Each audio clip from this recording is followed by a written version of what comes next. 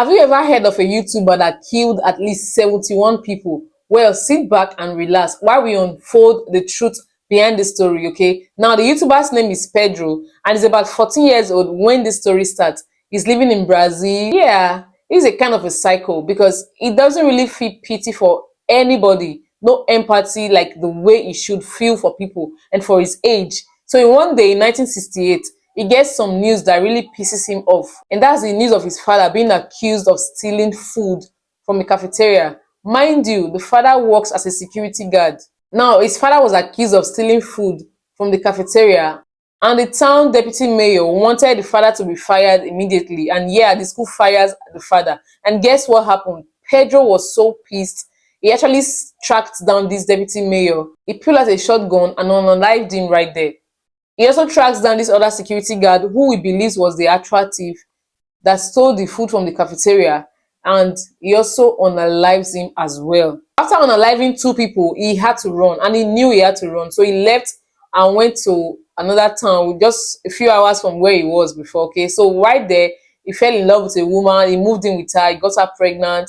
So this woman he fell in love with is a widow of a former drug lord.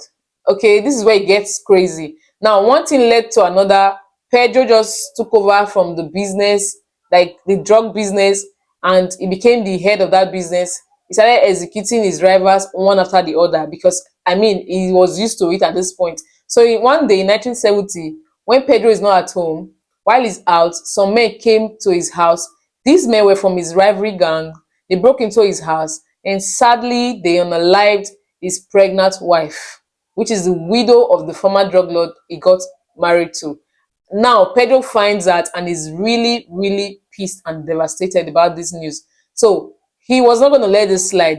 Now, he went on a revenge and started tracking down everybody who was responsible for unaliving his pregnant wife, taking them out one after the other, guys. So, after a while of searching, after some time of searching for those in particular that murdered his widow, somebody finally snitched and told them who the gang members were. So Pedro and two of his friends, they ganged up and they went over to one of the weddings that the drug gang leader has organized. Okay, so when they got there, they shot in the hair and they sprayed the whole place with bullets. They unalived several people, in fact, 7 people, and about 16 were injured.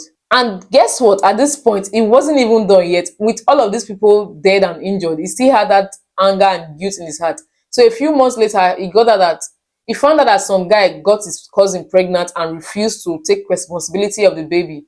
So he took this case upon himself and paid the guy's family a visit, and he asked where the guy was.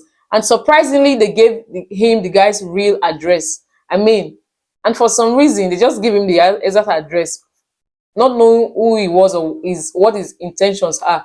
Now he got to that address and he found this guy. He didn't even say anything to him. He just started shooting at him and he unalives this guy, sadly. Years go by. Pedro is about 18 years now, but he's still on the run because of his first murder that he committed in his hometown about that mayor that fired his father from his job.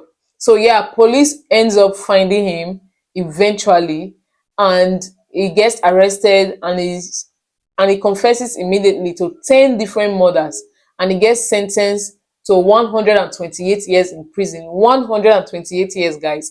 Now, while Pedro is being transported to a prison in a prison van, he's in the back seat with another inmate. This inmate was convicted of forcefully entering a woman, and Pedro hates guys who forcefully enters into a woman. So he was not going to have it.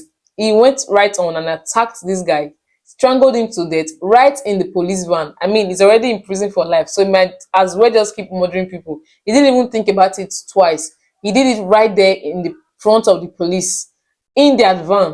So while in prison, Pedro just continues to murder his fellow inmates randomly. He specifically unalives murderers and people that committed crimes against children and women. Okay, now to think that he was only murdering evil people, a day came, he actually changed his own narrative. He murdered his own cellmate because he thought the cellmate was snoring too much. I mean, come on. Like, who does that? He murdered somebody for snoring too much. So while in prison, he eventually got to have a friend, another inmate, right?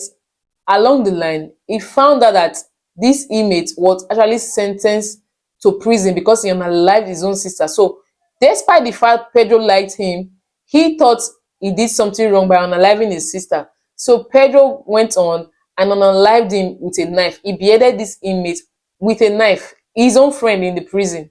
I mean, this guy is crazy. On a particular day, he was ambushed by about five inmates. They jumped on him and they tried to unalive him. I don't know.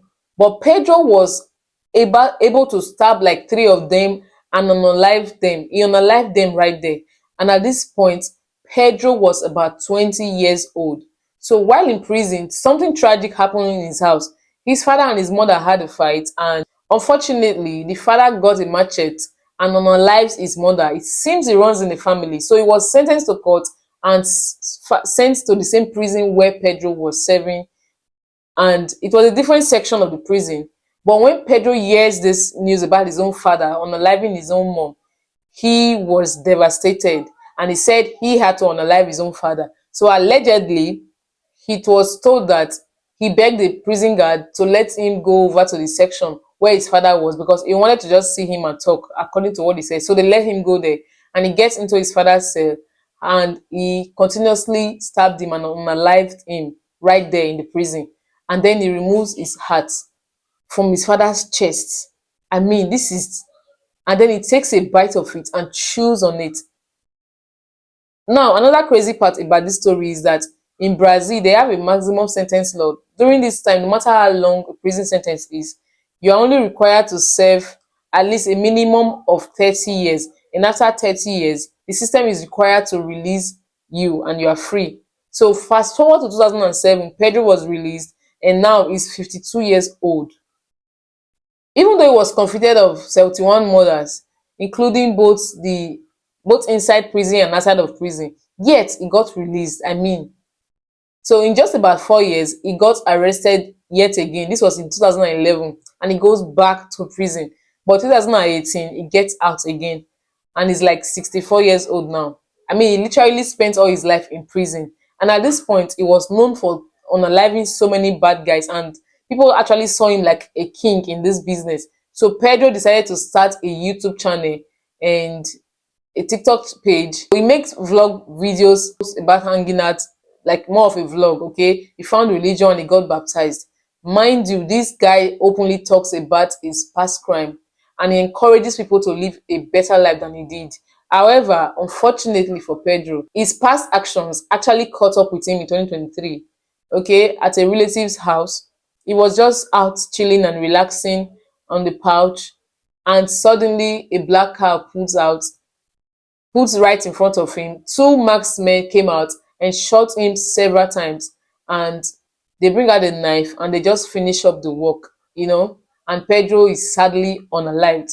And today's day, police has not really found out who the killers were and exactly why he was killed. But I mean, he has taken over 71 people, so a lot of people are definitely angry at him. So what do you think about this, guys?